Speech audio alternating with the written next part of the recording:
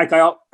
Can you talk about the Simmonds move? It's been described as a match made in hockey heaven, given his what he can bring to the team on the ice, off the ice, and in the community.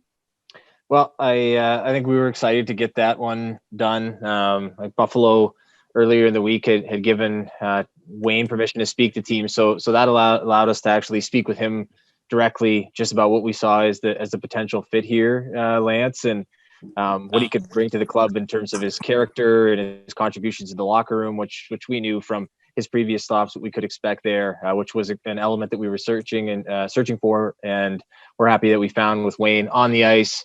We feel he's healthy now. We kind of have a good grasp on the health issues that had plagued him for the last couple of seasons, and we're looking forward to him working with our performance team and medical team here to get him up and rolling. And we think we have a really solid role for him on the ice. It's not just one of these pure off ice fits or anything like that. We think he's going to be a very good player for us this season, and we're excited to have him here as a Maple Leaf. Thank you. Okay, we'll go with Justin Cuthbert from Yahoo. Go ahead, Justin. Hey, Kyle, I know it's a bit early, but where do you envision Wayne slotting in the lineup? And if you have earmarked a position for him, how does it change the dynamic of that unit from, I guess, this past season?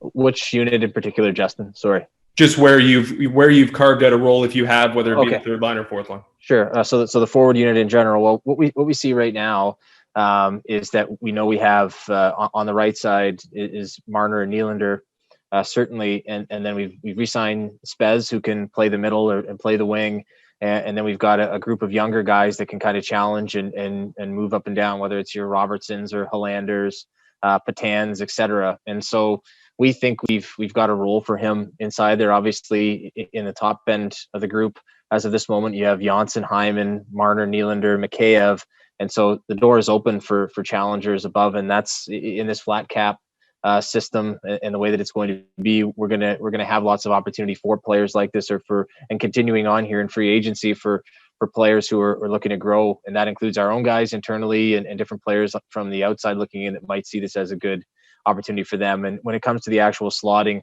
I think that will in the end, of course, come down to Sheldon, but also how things mesh together as we finally get into training camp and into the season starting here as we go from fall to winter. Thanks, Kyle. Thank you. We'll go to Josh Clipperton from the Canadian Press. Go ahead, Josh. Hey, Kyle. I'm just wondering, just looking at the market in general, what you sort of seen the first couple hours, in terms of talking to a guy, there's a lot of unknowns, obviously, just across the league, what it seems like in terms of money out there, what guys are looking for, just what your sort of impressions have been early.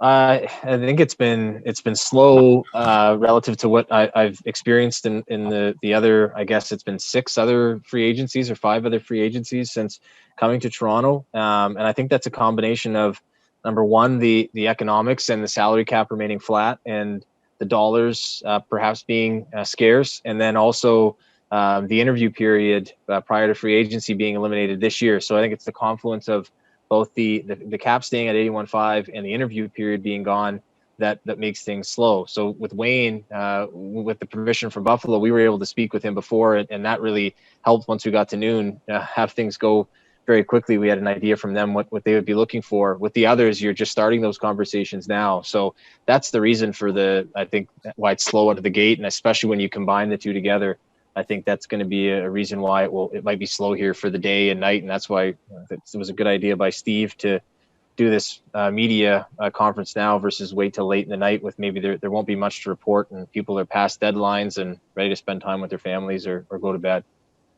We all appreciate that. Thanks, Kyle. Thanks. Thanks, Josh. We'll go to Kevin McGran from the Toronto Star. I'll second the whole idea of doing this early, especially after the second round of that draft.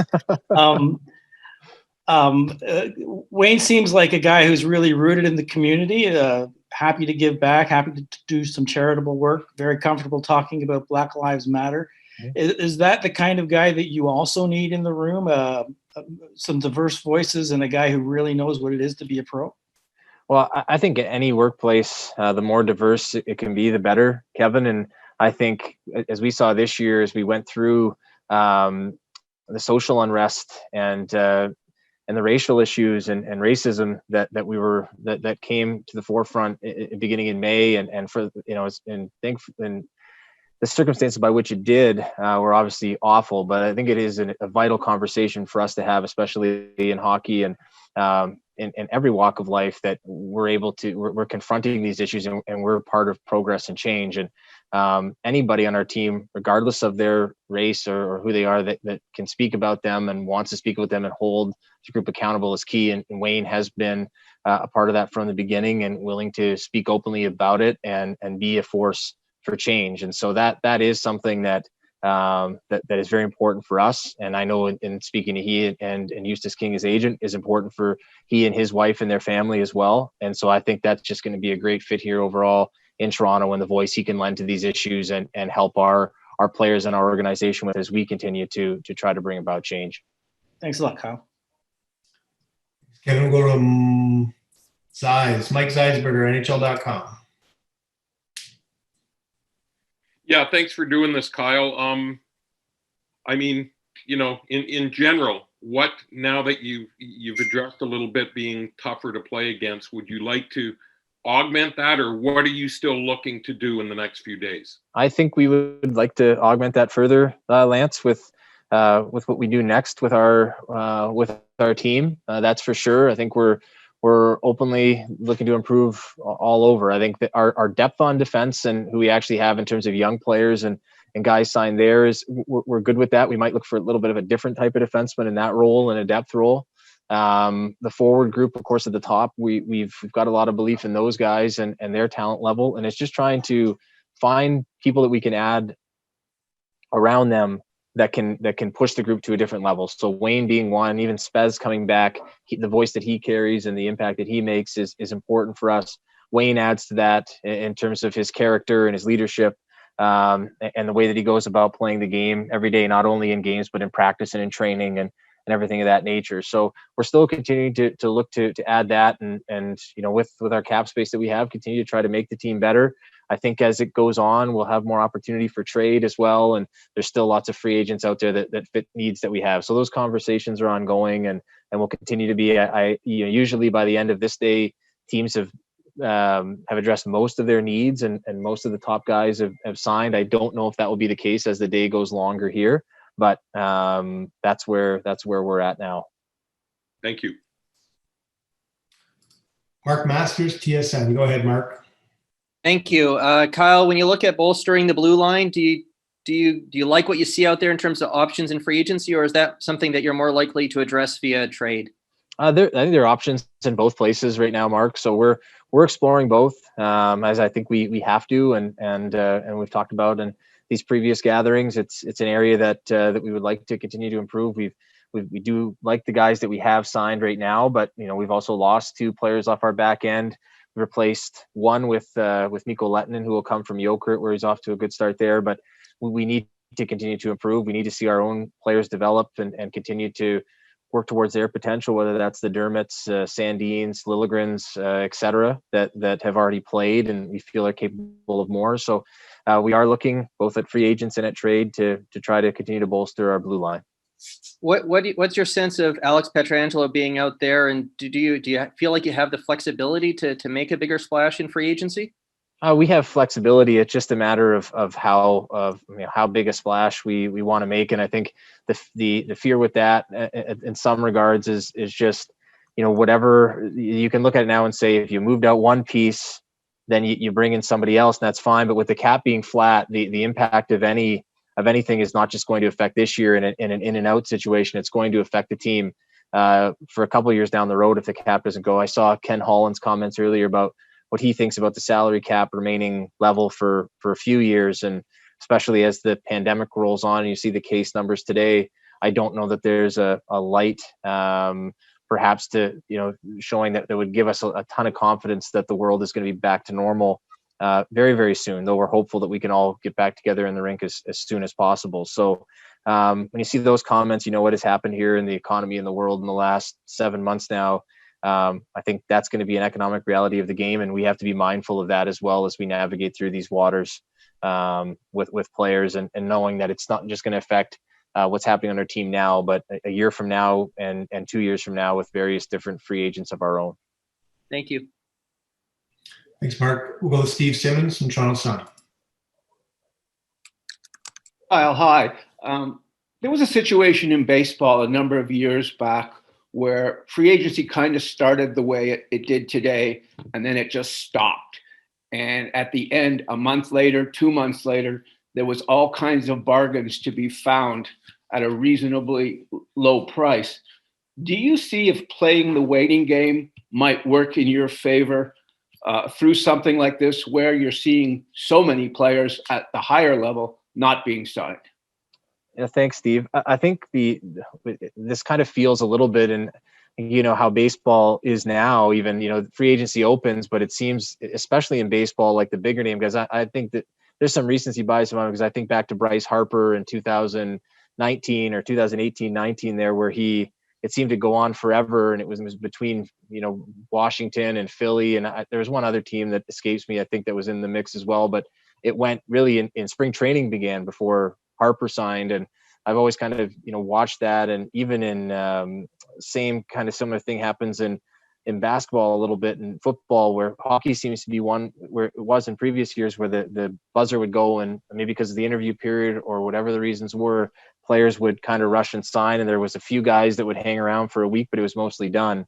I do think that you're right, Steve, that this could be a situation where things sort of linger on, and there are players, because of the economics and the salary cap remaining flat, and just the economic situation facing a lot of clubs and owners, where there are players that could be available later on. It's something that we've thought about, and I think it's even been some of the conversations we've had today with the agents and players, that we do present a good opportunity on forward and on D to with the guys that we can have these players play with. So if they're going to accept something lower than what they thought, this could be a good landing spot. So we're trying to remain as patient and as flexible as possible. So I would agree with your assessment. Thank you. We'll go with James Myrtle from The Athletic. Go ahead, James.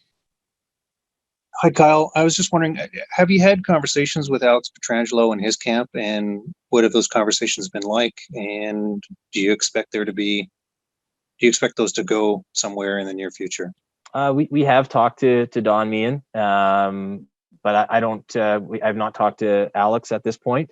And I think they know where we stand and what our interest is, and also what our limitations are. But I think that any of those conversations would, not that I want to take the out here, but I think those are private between Don and myself, and I would just like to leave them at that, if that's okay. Okay, thank you. We'll go Terry Koshin from the Toronto Sun. Go ahead, Terry. Hey, Kyle.